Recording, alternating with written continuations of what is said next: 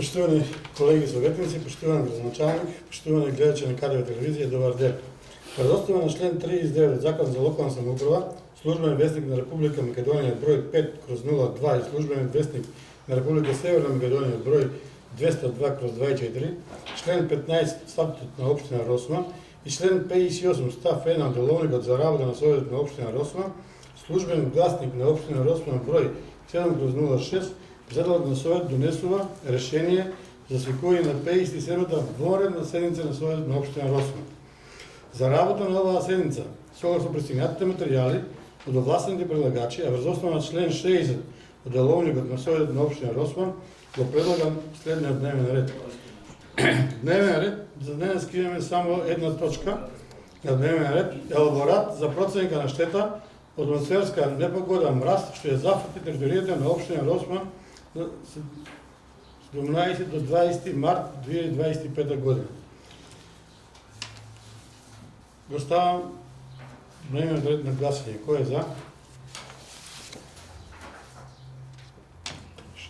7 за. Значи, точка имаме една, елаборат за проценка на штети од атмосферската непогода. Дали некој има забелешка на ова точка?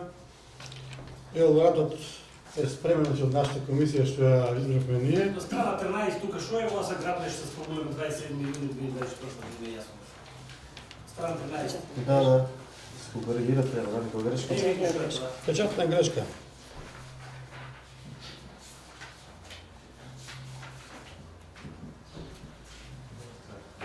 И последната страна. Последната страна. 13. 13 са.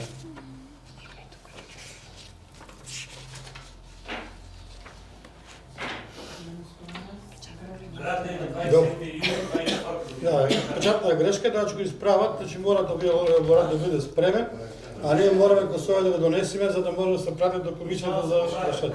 Значи поправат тоа и ќе го пратиме до комисијата за штет. на жителите колку е проценката, како е да се знаат да не питуваат цело време. Значи сите што имат пријавено. Проценката сите, како основа на елаборатот, колку хектара е... Одавто сите има, значи сите што пријавиле штета, сите се оплатени, сите се проверени. Значи нема човек што е испуштен. Што некој пријавил е 100% запишано тука.